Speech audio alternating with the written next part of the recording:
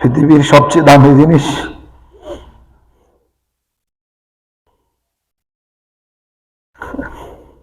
আমাদের থেকে চলে গেছে। গত এক মাস থেকে আমি বাবা মাকে নিয়ে আলোচনা করে আসছিলাম, ঠিক না? গত এক মাস বাবা মার সাথে সুন্দর আচরণ করার জন্য ছেলে এবং বাবা মার সম্পর্ক নিয়ে আলোচনা করে আসছিলাম। এর গত সপ্তাহের আগের সপ্তাহ বয়ান করছিলাম, আমাদের বাড়ির পাশে দুজন ভাইয়ের কথা বলছিলাম, মারা গেছে। গত সপ্তাহ দেশনেত্রী বেগম খালেদা জিয়ার জন্য দোয়া করছিলাম, কিন্তু আমি কি জানতাম যে এই সপ্তাহে আমার বাবার জন্য দোয়া করতে হবে? পৃথিবীর সবচেয়ে বড় কষ্টের জিনিস ওই জিনিসটা যে সন্তান যখন বাবার কথা বলে দোয়া করে। আমার বাবার জন্য দোয়া করবেন, বাবাকে যেন আল্লাহ পাক জান্নাতের উচ্চ মাকাম দান করেন। বাবা যদি এলেন না শিখে তো এখানে কি বসার তৌফিক হইতো? এখানে বসার তৌফিক হইতো না। আল্লাহ আমার বাবাকে অনেক সম্পদ দিয়েছে যেটা আমাদের চিন্তার বাহিরে, কিন্তু আমি আল্লাহর কাছে একটা কথা দোয়া করছিলাম সব সময় যে আল্লাহ আমাদের এই সম্পদ দরকার নাই, আমাদের মৃত্যু পর্যন্ত আমার বাবারও দরকার। সম্পদ দিয়ে কি মানুষ কিছু করে? সম্পদের কি এত দাম বেশি? হ্যাঁ, মানে সম্পদের কোনো মূল্যই নাই। যেদিন বাবাকে আমি স্টক করছে, আমার বাবা আসলে প্রত্যেকের জন্য খুব দামি জিনিস, ঠিক কিনা? অনেকে বুঝে না, অনেকে বুঝে। আমরা ছোটকাল থেকে বুঝতাম আমার বাবা খুব দামি জিনিস ছিল। আমরা ছোটকাল থেকে বাবারও খুব সম্মান করতাম, বাবার দাড়ি নিয়ে দুষ্টামি করতাম। বলতাম বাবা আমার দাড়িগুলো মনে হয় কয়েকটা এখনো ফাঁকা রয়েছে, এখনো কাঁচা আছে, হাত দিতাম, আপনি আঙ্গুল দিয়ে আসরে দিতাম মাঝে মাঝে। আমরা দেখলে বলতাম বাবা তোমার দাড়িগুলো সুন্দর করে আসো, দাড়িগুলো একটু লাগাবেন, এলোমেলো হয়ে গেছে। দেখেন বাবার ছেলের ভিতরে কথা, কত মজার কথা নয় এগুলো। আমি বাবার এখানে একটা মাস ছিল, আমি মাঝে মাঝে হাত দিতাম, আমার এখানে হাত দিতাম যে আব্বা দেখেন আপনার এখানে একটা মাস, আমারও মাস, মানে আপনার কত আদরের সন্তান আমি, দেখেন। এমনকি আমার ছেলেরও ঠিক একই জায়গাতে একটা মাস। মানে বাবাকে নিয়ে এত বেশি আনন্দ করতাম, বাবার নিয়ে কখনো টেনশন করি নাই যে বাবা অসুস্থ, এরকম না। বাবা কোনোদিন অসুস্থ ছিল না, বাবা জ্বর হইতো না, এরকম একটা সুস্থ সবল মানুষ। খুব বেশি খাইতো, ফল খাইতো, ম্যাক্সিমাম ডেলি 1-1.5 কেজি 2 কেজি ফল খেয়ে ফেলতো। আঙ্কুর লইলে আঙ্কুর আধা কেজি লই, নিজে দুই পলিথিনের দুই। ওই ছোট ভাই অফিস আছে উকিল সাহেবের, অফিসে বসিয়ে একটানা আধা কেজি খেয়ে ফেলতো। আবার কখনো ক্ষুদা লাগলে আবার যাই এটা সেটা, মানে সারাদিন উনি খানার উপরে থাকতো। আমরা চিন্তা করতাম না ওনার লাই। আমার আম্মার জন্য চিন্তা করতাম, আম্মা ব্রেনে স্টক করছিল, আমার নিয়ে অনেক চিন্তা করতাম। স্টক যখন করছে তখন আমার বাবার এই মুখে আমি মনে কতগুলো আদর দিছি, চুম্ব দিছি, সেটা আল্লাহ জানে শুধু। বাবার মুখের সাথে জড়াই ধরছি এখানে। মারা যাওয়ার পরে যখন 10তলা থেকে নিউরোসায়েন্স হসপিটালে নামাইছে নিচে, আমার ওয়াইফের নামাইছে 10তলা থেকে, আমার কাছে দেয় না, আমি গুলি পড়ছি 2 বার। তো আমার ওয়াইফের নিচে নামে আসার পরে আমি বাবার পাটারে পুরো শরীরের সাথে, আমার মুখের সাথে গালের সাথে শুধু ধরছি একটাই, এটাই তো রহমত। চিৎকার দিয়ে কাঁদছি যে আমার পৃথিবীর দুনিয়া থেকে চলে গেছে। যাদের বাবা মা আছে আমরা অনেক ভাগ্যবান, যাদের বাবা মা দুনিয়াতে আছে আপনারা অনেক ভাগ্যবান। স্যার জীবনে বাবা মার কষ্ট দিবেন না। যারা বাবা মার কষ্ট দেন এরা পৃথিবীতে কিছু করতে পারবেন না। বাবা মার জীবনে কষ্ট দিন, বাবা মার কথা বুঝবেন, বাবা কি করতে চায়, বাবা কি বলতে চায় বুঝবেন। ওই দিন আমি চিংড়ি মাছ কিনছিলাম, বড় বড়, মানে একটা প্রায় আধা কেজি, তুমি একটু কম হইব। আমার আব্বা উকিল সাহেবের কিনতে দেয় নাই, বাজারে উঠছে, আব্বা দেখছে উকিল সাহেব আর আমি একসাথে ছিলাম, আমি কিনছি। আমি চিন্তা করলাম কিনলাম আমরা খাওয়াবো। পিছন দিয়ে আমার বাসাতে আমি ঢুকে গেছি, আমার ওয়াইফ ছিল লক্ষ্মীপুরে, আমার বাসাতে আসি বলে বাবা চিংড়ি মাছটা আমার খাওয়াইবা। মানে আমার বাবা আমার ছেলে কত মহব্বত, তাই বললাম যে বাবা চিংড়ি মাছটা আপনার লাই লইছি, আপনার বউ আইক বাসা থেকে, লক্ষ্মীপুর থেকে আসুক, আসলে আপনারা রাঁধি ইটে পুরা 1 প্লেট পুরা ভাত জায়গা হবে না, তো বড় মাছ আপনারা খাওয়াবো। তা হাসি মুখে চলে গেছে ঘরের দিকে। বাবার এই হাসিটাও তো আমার জন্য রহমত, ঠিক না? বাবার কথা, বাবার চলাফেরা, বাবার আদর্শ, বাবা কোনোদিন কোনোদিন উল্টা পাল্টা কথা বলতো না, আমাদেরকে তুই করি কথা বলে না, আমাদেরকে বলতো তুমি, আমনে আমনে এবং তুমি। আমার গেলে বলতো আমার হাবের সাহেব কই, উকিল সাহেবের বলতো আমার উকিল সাহেব কই, আমার উকিল সাহেব কি আসছে, পাগল হয়ে যেত। আরে ভাই তোমরা জাগো, বাবা আছে ভাই। আমি এখন বুঝি আমার মাথার উপর থেকে বিশাল, শুধু গাছ নয় বিশাল গাছ চলে গেছে। বাবা মারা জীবনে কেউ অনীহা করবেন না, যে অনীহা করবেন দুনিয়া তো কিছু পাইতেন না, আখেরা তো কিছু পাইতেন না, বুঝছেন। পৃথিবীতে সবার গার্জিয়ান কে বাবা না? হ্যাঁ, বাবা গার্জিয়ান। হসপিটালে যখন আমার ডাকছে, ওখানে নিউরোসায়েন্স হসপিটাল খুব কঠিন একটা হসপিটাল, ভর্তি করে তো কষ্ট, খুব বেশি কষ্ট। ওখানে বাংলাদেশে একমাত্র একটা প্রতিষ্ঠান তো নিউরোসায়েন্স, মানে ব্রেনের ডাক্তার একটাই। আমরা আমাদের জামাত ইসলামের নেতারা ফোন দিছে, এখান থেকে যখন ফোন দিছে এদেরকে, হেরা ফোন দিছে, এখানে হেরা আগেই সিরিপকারী রাখছে, তাম্বারে নেওয়ার সাথে আমরা ভর্তি করাইলাম, 10 তলাতে উঠাইলাম। উঠানোর পরে একদিন ছিল, পরের দিন রাত্রে 8:30টার দিকে আমার ডাকতেছে, বলতেছে হাজী মোহাম্মদ মনিরুল ইসলামের গার্জিয়ানকে। ওই সময়ে আমি বুঝতে পারছি যে আমি হাজী মোহাম্মদ মনিরুল ইসলাম হলো আমার গার্জিয়ান, কিন্তু এখন আমি আমার বাবার গার্জিয়ান হয়ে গেলাম। যাই দেখলাম আমার জামা কাপড় গাদ দেয়াইলো, ওই যে হসপিটালের আইসিইউ জামা গাদ দেওয়ার ভিতরে ঢুকেছে। দেখলাম যে বাবা এখানে স্টক করছে, এখান থেকে ইল্লাল্লাহ ইল্লাল্লাহ ইল্লাল্লাহ, ওই যে মুখের ভিতরে ছিল কি ইল্লাল্লাহ ইল্লাল্লাহ ইল্লাল্লাহ, পুরা রাস্তায় অ্যাম্বুলেন্সে আমার হাত, আমার রানের উপরে ছিল বাবা, মানে মাথা, ইল্লাল্লাহ ইল্লাল্লাহ, পুরা রাস্তা ইল্লাল্লাহ ইল্লাল্লাহ। মানে উনি স্টক করার কোনো জ্ঞান নাই, কিন্তু উনি ইল্লাল্লাহ ইল্লাল্লাহ এই শব্দটা মুখে। আর ওই যে লুঙ্গিটা একটু নামে, মানে লুঙ্গি আমি হালকা করে ফেঁসাই দিছি তো, লুঙ্গি একটু নামে গেলে আমার জ্ঞান নাই, কিন্তু লুঙ্গি টানে উঠাইলো, এখান দিয়ে একটু উঠে গেলে আবার এখান দিয়ে টানে নামাইলো। তো ইল্লাল্লাহ ইল্লাল্লাহ এই শব্দটা আমি আমার আম্মারে বলতেছি, আমারও তো নিতাম না, আমার অসুস্থ, তারপর আম্মা কানবো দেখি, আমরা নিয়ে গেছি সাথে, ঢাকায় বাসা নিয়ে রাখছি ওনারে। তো ওনারে আমারে বলতেছি, আম্মা দেখেন আমার মুখ থেকে কি শব্দ আগে, দেখেন তো ইল্লাল্লাহ ইল্লাল্লাহ শব্দ স্পষ্ট। তখন আল্লাহ যখন আইসিইউতে ওনার শেষ সময় দেখলাম যে উনি এভাবে যে মানুষ যায় না, ওনার ওই সময় ওনার মুখে ইল্লাল্লাহ ইল্লাল্লাহ শব্দ। তা আমি বাবার মাথায় হাত বুলাই দিই, কয়েকটা আদর দিলাম, সুমো দিলাম, মসজিদ, বাবা আমার মসজিদও মুছে দিছে। তো শেষ ওই সময় বাবার হাতের সাথে আমার শরীরের স্পর্শ, জীবিত, মানে 25% ব্রেন ছিল ওই সময়। তো যাই হোক, আসলে বাবার কথা কেন বলতেছি, গত 1 মাস বাবা মার খেদমত নিয়ে ওয়াজ করছিলাম না, কিন্তু আসলে বাবা মার খেদমতের জন্য ওয়াজ এখন আমার মুখ থেকে আর আসে না, কেন আমার বাবা নাই এখন। সব জায়গাতে হেডম দিয়ে বলতাম আমার বাবা আছে, আমার বাবা অমুক হেডম আছে, এখন পরিচয় দিতে সময় কোথাও কিছু লিখতে লেখা যাবো কি মৃত হাজী মোহাম্মদ মনিরুল ইসলাম, এই শব্দটা আমি আমার ভাই ছোট ভাই উকিল সাহেবের কালকে বললাম, এক কাজ করো আমার নামে যেখানে মৃত লেখা লাগে সেখানে লিখবা, যেখানে লাগবে কোনো লাগবে, এখানে মৃত কখনো লিখিও না। তো বাবারে যদি ভালোবাসতে পারেন পৃথিবী আল্লাহ আপনাদের দিয়ে দিব, বাবা মারা যদি ভালোবাসতে পারেন পৃথিবী আল্লাহ আপনাদের দিয়ে দিব। আর বাবারা হয়তো আদর্শবান বাবা, ছেলেদেরকে সবসময় ইসলামের পথে ডাকা লাগে। আমার আব্বা যান সবসময় আমাদেরকে ইসলামের পথে ডাকতেন, তাহাজ্জুদের সময়। আমার নানা ভাই আমার বাসায় দেখছেন না, ওই যে ঘরে দুয়ার নাই, আমাদের বাবা 80 সালের পরে আমাদের এই বিল্ডিংটা করছে, খুব মানে অনেক আগের বিল্ডিং, কিন্তু দেখতে এত পুরান দেখা যায় না কেন হুজুর, কিন্তু আমরা রিফারিং করে বাবার এই স্মৃতি রাখিয়ে দিচ্ছি এখনো।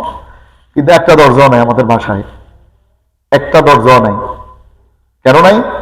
তাহাজ্জুদের সময় বাবা ধুম শক্তিশালী মানুষ তো, লম্বা মানুষ, স্বাস্থ্যবান মানুষ, ধুম আওয়াজ করতে, উঠো তাহাজ্জুদের সময় উঠো, যতক্ষণ পর্যন্ত ছেলেরা উঠবে না ততক্ষণ পর্যন্ত ফিরবে, তো কবজা ছুটি হোক না দরজা ছুটি হোক এই চিন্তা ওনার নাই। ওনার চিন্তা হলে তাহাজ্জুদ পড়তে হইব। আর আমাদেরকে কথা বলতে বাবা আমল, বাবা আমল, বাবা আমল, এছাড়া কোনো শব্দ ছিল না। টাকা পয়সার প্রতি এত বেশি লোভ ছিল না যে শুধু মানে আমল বেশি, যত বেশি লোভ ছিল। ইমাম সাহেব, বাজারের ইমাম সাহেব খুব কাঁদতেছে। ইমাম সাহেব কথা বলে যে আমার সঙ্গী আছিল হাজী সাহেব, তাহাজ্জুদের সময় আমার আগে উনি মসজিদ খোলার আগে উনি আগে মসজিদ ফিরতো, আমি ওনার লাগে মসজিদ আগে খুলতে হইতো।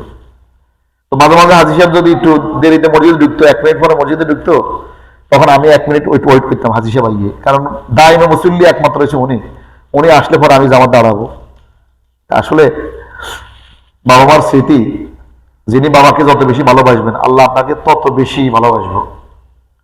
মাকে যত বেশি ভালোবাসবেন, এই যে আমার মা আছে এখন, আমি মনে করি আমার বড় বট গাছ চলে গেছে, ছোট বট গাছ এখনো আছে। আসার সময় মারে মুছে দিয়ে এসছি, মারা আদর দিয়ে এসছি, ছোট ভাই করে বলে এসছি আমার ওষুধ খাবো তাড়াতাড়ি। তো মার খেদমত, বাবার খেদমত কেউ যদি ছাড়ি দেন তাহলে একদিন বুঝবেন। এই যে আমি যখন বাবার কবরে নামাই আমার চোখের পানি নানা ভাই সবাই দেখছে। আমি আমি একজন আলেম, কিন্তু আমি জানি যে আল্লাহর কাছে কাঁদন ছাড়া কোনো কাঁদন ঠিক না, ঠিক না? কিন্তু আলেম হইলো বাবার আর ছেলের সম্পর্ক, তো ওর ভাই উর্দু, এটার উর্দু যাই তো একটা সম্পর্ক আছে, আছে না? আছে না? তো যে কোনো সময় নামাজে নিজেদের বাবা মার জন্য দোয়া করবেন, আব্বা আম্মার জন্য করবেন, আল্লাহ আমার আব্বারে তুমি জান্নাত দিয়ে দাও। আমাদের প্রথম কথা এটি, আল্লাহ আমার আব্বারে জান্নাত দিয়ে দাও। প্রত্যেক 5 ওয়াক্ত নামাজের পরে যাই আব্বার কবর জিয়ারত করি। কালকে ওখান দিয়ে হাঁটতেছে অনেকে, ভাই এখান থেকে একটা ঘ্রাণ আসতেছে, তাই বললাম যে দোয়া করেন আল্লাহ আমার জান্নাত দিছে, কারণ জান্নাতি মানুষ ঘ্রাণটা আসবেই। তো যাই হোক, এই কথাগুলো কেন বলি? এই কথাগুলো বলি আসলে এতদিন বলতাম আমি আমার আব্বারে খেদমত করি, আর এখন আর বলতে পারবো না যে আমার আব্বার খেদমত করি, এটা বলতে পারবো না। তবে এখন বলতে পারবো এটি আব্বার জন্য, আমি আব্বার জন্য সদকায় জারিয়া দিই। এখনকার বাবা মা মারা গেলে সন্তানরা খোঁজখবর নেয় না, আছে না? সন্তানরা খোঁজখবর নেয় না। ভাই তোমার আব্বা তোমার বড় করছে, করছে না? আরে ভাই সম্পদ তোমার দেয় নাই, সম্পদ তোমার নাই, তোমার বড় করছে না? তোমার হাতেটা দড়ি দড়ি তোমার হাঁটা শিখেছে না? আমার আব্বা ছোটকাল থেকে আমরা কি করছে এগুলো সব আমার মনে উঠলে আমার দড়ি কাঁদো নাই, মনে উঠলে আমার কাঁদো নাই। আমার আব্বার আল্লাহ কাছে আমি ওই দিন ওই যে হসপিটালে তাহাজ্জুদ পড়ি, আমার ওয়াইফের বললাম যে তুমি শোও আমি একটু তাহাজ্জুদ পড়ি। তো ওখানে জায়গা তো সব প্লেস তো অ্যাকোরেট না, তো চেয়ারে বসে বসে তাহাজ্জুদ পড়ে দোয়া করছি, আল্লাহ আমার আব্বার সব সম্পত্তির বিনিময়ে আব্বারে তুমি দিও। আর যদি সেটাও না হয় তাহলে আমার হায়াত থেকে 5টা বছর, বেশি না, আমার সাইড ভাই, আমরা কয় ভাই? সাইড ভাই থেকে 5+5=25, এক বোন, বোন থেকে 3 বছর, বোন থেকে 3 বছর, কত হয়েছে? 28 বছর হায়াত আমার আব্বারে আরো বাড়াই দাও। আমি একজনের থেকে 5 বছর করে নাও, যদি মন চায় আমার থেকে পুরাটা নিয়ে যাও। এই বাবা আল্লাহর কাছে দোয়া করছি। কেন দোয়া করছি কন্ত? বাবারে জীবন নিজের থেকে বেশি ভালোবাসে না নাকি? তো নিজের থেকে বেশি ভালোবাসবেন বাবারে। বাবার পায়ে মুখ কাটিয়ে দিবেন, বাবার পা গুলো ময়লা হইলে ভালো করে মুছে দিবেন। আমার আব্বা মুখ কাটতো আমার কাছে আসে, এটাই বলতো, আমার এই কথা বলতো যে আবু বকর আমার ছেলে আমার মুখগুলা সুন্দর করে কাটি দেয়। তো মাঝে মাঝে আমি আমার ওয়াইফের বলতাম আব্বার মুখগুলা সুন্দর করে ঘষি দাও, মানে আমার ওয়াইফও যেন আমার আব্বার খেদমতে অংশীদার হয়। সবসময় আপনাদের স্ত্রীদেরকে বলবেন যে বাবা আমার খেদমত যেন করে। আমি কালকে আমার ওয়াইফের বলছি সাবধান, কোন মতে কোন ক্রমে যদি আমার আম্মা একটু টু শব্দ পায় তোমার মুখ থেকে তাহলে তুমি শাস্তি পাইবে, সাবধান সাবধান। এই এই আব্বার যত সম্পত্তি আছে, গাড়ি বাড়ি যত সম্পত্তি সব আমার আম্মার, সব কিছুর হিসাব থাকবে আমার আম্মার কাছে। আমার আম্মার কাছে টাকা থাকবো, সব টাকা, বাবা যত কোটি টাকা হাতে আসলে সব আমার আম্মার কাছে থাকবো, কেউ 1 টাকারও বাকি নেই যতদিন আমার আম্মা পর্যন্ত বাঁচি থাকে। এটা মানে কি? মা যেন কষ্ট না পায়, মা যেন কষ্ট না পায়। আমরা মাত্র খুঁজি নেব। আমরা এই বয়সে এখনো একটা নারকেল লাগলে আমার আব্বা থাকতে আমার আম্মা তো খুঁজতাম নারকেল, আর যদি কোনো কিছু লাগতো আমার আব্বারে বলতাম আব্বা এটা লাগবো। এখন পর্যন্ত একটা সুপারিও নিতাম না আমার হাত থেকে। প্রত্যেক বছর আমাদের এই বড় বাড়ির আর এখানে 3 কানি 4.5 কানি এই বাড়ির ফুল সুপারি আমার আব্বা বিক্রি করতো। কোনোদিন একটা লই আমার ঘরও আনতাম না, কারণ আব্বা মনে কষ্ট যাইব। এটার মানে কি? আব্বা যদি মনে কষ্ট যায়, পৃথিবী আর আছে? যাদের বাবা আছে, বাবার বললাম একটু আগে বললাম যে বাবার মুখ কাটিয়ে দিবেন, বাবার পাটা সুন্দর করে ধুয়ে দিবেন, ঘষি দিবেন, যদি না পারে বাবার দাড়িগুলা শেভ করাই দিবেন। মানে আমাদের ফ্যামিলিতে এত বেশি, ওই যে আমার এই ছোট ভাই অন্তর, এরা আমাদের ফ্যামিলির সাথে উৎপত্তিভাবে জড়িত। আমার আব্বা নিজে সিদ্ধান্তে কোনো কাজ করতো না, কইতো আমার আবু বকর যেটা করবে সেটা, কি কইতো না?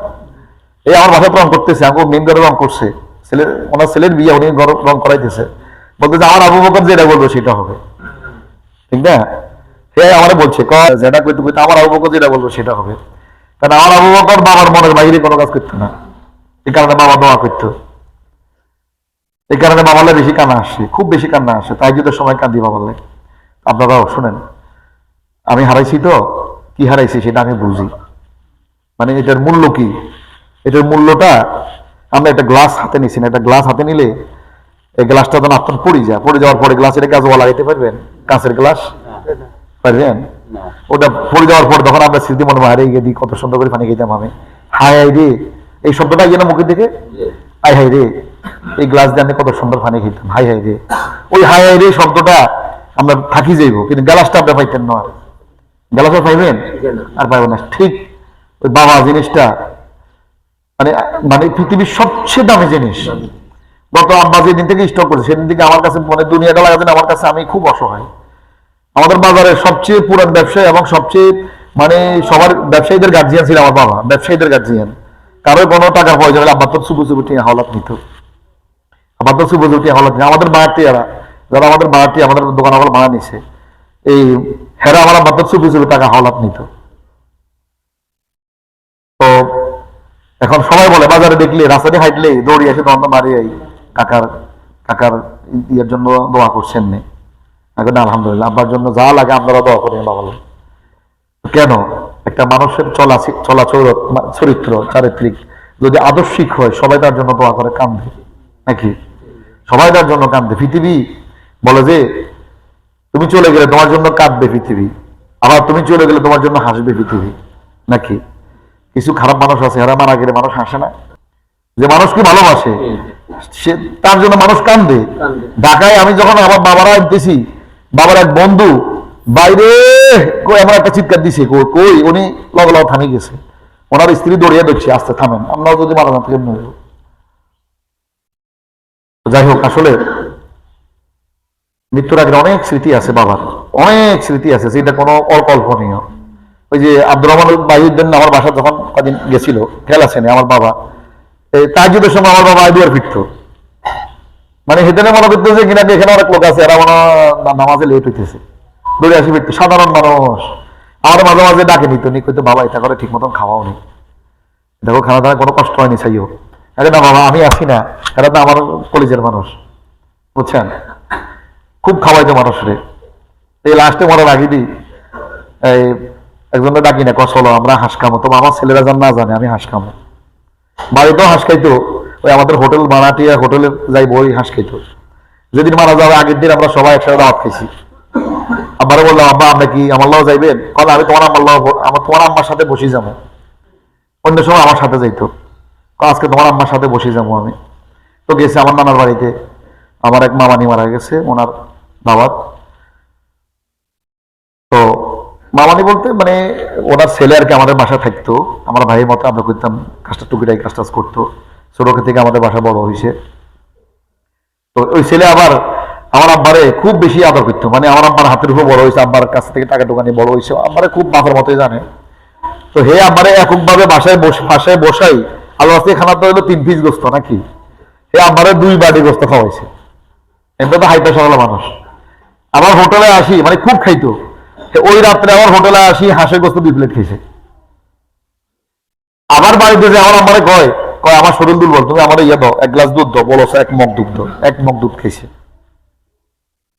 আমরা একটা জিনিস আমরা দুঃখ নাই যে আমার বাবা খাই গেছে দুনিয়া থেকে, আমল করে গেছে দুনিয়া থেকে, কিন্তু সবচেয়ে বড় কষ্ট হয় এটাই, আরো কদিন যদি বাবারে পাইতাম, বাবার বুকে জড়ে রাখতাম, বাবার পা ধুয়ে দিতাম, বাবার পাটারে 67 বছর বয়সে, কিন্তু বাবারে দেখতে এত বছর বয়সে দেখা যায় না। হ্যাঁ, এত বছর বয়সে দেখা যায় না, শক্তিমান, খুব লম্বা সুন্দর। ডাক্তার সাহেব বলতেছে ওখানকার প্রফেসরে, আমি আমার মানুষ এত সুন্দর মানুষ আমার চোখে পড়ে নাই, আর ওনার উনি যে জিগির করে এরকম মানুষ আমার চোখে পড়ে নাই। তো আসলে আমল যাদের একটু বেশি থাকে, মানে ওয়াজগুলো সবার জন্য করি, আমার জন্য না, আমল যাদের একটু বেশি থাকে তারা যে কোনো জায়গায় গেলে সম্মান দেয়, ঠিক না? কারণ আল্লাহ বলছে যে যেই মানুষটা আমারে ভালো বেশি পছন্দ করে, মানে আমারে ভালোবাসে, যে মানুষটা আমি আল্লাহরে ভালোবাসে, পৃথিবীর পশু পাখি সব তারে ভালোবাসে, একেবারে পশু পাখি ভালোবাসে। এটার উদাহরণ আমার বাবা, ওই আমার সাদা বিড়ালটা, আমার বাবা 3টে বিড়াল পালতো, 3টে বিড়াল, একটা কালো, একটা ধূসর রঙের, একটা একদম সাদা। ওই সাদা রঙে সবসময় দুষ্টামি করে, ছোট। এ খাই একদম তার ফ্যাটের বল বানা লাইতো, খুব বেশি খাইতো, সিটং থেকে আনছে বিড়ালটারে, একদম খাই একদম ফ্যাটটা গোল বল বানা লাইতো। আব্বা বলতো গরুর ডিয়া, কি কইতো গরুর ডিয়া। ওই গরুর ডিয়া যাই আমারও তখন আমি বারিন্দা রাখছি, ওই যে যেখানে রাখছি না ঘরের ভিতরে, ওখানে যাই নিচে বসে বসে কাঁদছে। প্রাণীও বুঝতে পারে, ভালো মানুষগুলো মারা গেলে প্রাণীও কান্দে, প্রাণীও বুঝতে পারে যে ভালো মানুষ মারা গেছে। তো যাই হোক, আমরা চাই সবসময় আমার বাবার দেখানো পথ, মানে আমলি পথ, আমলি পথ দেখানো, আমলি পথগুলো যেন আমরাও চলতে পারি। আর আল্লাহ পাক যেন আমার আম্মাকে জান্নাত দেন, বলেন আমিন। আর আপনারাও, আম্মা আছে বাসে দুনিয়াতে, আম্মা বাঁচিয়ে আছে, আম্মারে খেদমত করবেন। বাবা বাঁচিয়ে আছে, বাবারে খেদমত করবেন। বাবারে পান পান কিনে দিবেন। বাবারে কি কিনে দিবেন? বাবা পান খায়, বাবার পান কিনে দিন, বাবা ধরেন পান খান। আমি যখন যাইতাম দেখতাম আমার আব্বার সামনে, আমি আগে আব্বারে টোকাইতাম। দুনিয়া যা কিছু কাজ থাকুক আমার, আগে আব্বারে টোকাইতাম। আব্বা কোরআন দিয়ে আছে, দেখতাম আব্বা দুই জায়গায় বসতো। আমাদের ওই বারাটিয়া হোটেলের এখানে একটা চেয়ার আছে বড়, এনে বসতো, মানে সামনে চেয়ারটা, আর আমার চাচা ডাক্তার মতিন সাহেব ওনার পাশে বসতো। তো যাই করতাম, আব্বা কি খাইবেন, কি খাইবেন? ঠিক আপনারা ওই কাজটা করিয়েন। বাবারে 1 টাকা খাওয়াইছেন না, আল্লাহ আপনারে 1 কোটি টাকা দিবে। ক কোটি টাকা? বাবারে একটু খেদমত করছেন না, আপনার ছেলে আপনারে 100 বার খেদমত করবো। আপনার ছেলে আমরা কবার খেদমত করবো? 100 বার খেদমত করবো। বাবারে আমরা কপাল আদর দিবেন, আপনার ছেলে আপনারা 100 বার দিবেন। মা মা আছে না আপনাদের? এবং অনেকের মা আছে। আমি আসতে আমার আমার জয় ধরে এসেছি, ওষুধ খাওয়াই এসেছি। মার হাতটা লইবেন, মার হাতটা লই কপালে মুছবেন, শরীরে মুছবেন, গায়ের মধ্যে মুছবেন। কেন বুঝবেন জানেন? মায়ের শরীরটার ভিতরে আমাদের গন্ধ আছে, আছে না? বাবার শরীরের ভিতরে আমাদের গন্ধ আছে, আছে না? আমি আমার আব্বার ওই জামা যে রুমে থাকতাম, বা আব্বার আলাদা রুম যেটাতে থাকতাম, বা ওই রুমে আব্বার জামা কাপড়, আমার ছোট ভাইদেরকে বলছি সাবধান, আব্বার জামা কাপড় যেভাবে লটকাই না এইভাবে থাকবে, কেউ লড়াইবে না, কেউ লড়াইবে না। যেদিন এই ঘর বাইনবে সেই দিন হয়তো বা লড়াইবা, কিন্তু এর আগে লড়াইবে না। এটা উচিত কি আমার আব্বা আছে হবো। আব্বার জামা গুলো আমি কয়েকবার আব্বা জামা যাই হুঙ্গি নাক টান দিই, যে আমার আব্বার শরীরের গ্রামটা আমি পাই, বুঝছেন? এমন ভাবে বাবা মাকে ভালোবাসবেন। তবে যখন আপনি হারাইবেন তখন বুঝবেন যে আপনার এই পৃথিবীটা পুরো সাদা, মানে সামনে গাছ গাছালিও নাই, কিছু নাই, পৃথিবীটা পুরো সাদা। পৃথিবীতে আপনার মতো এতিম কেউ নাই। আল্লাহ পাক আমাদেরকে সব পথে চলার তৌফিক দেন, বলেন আমিন।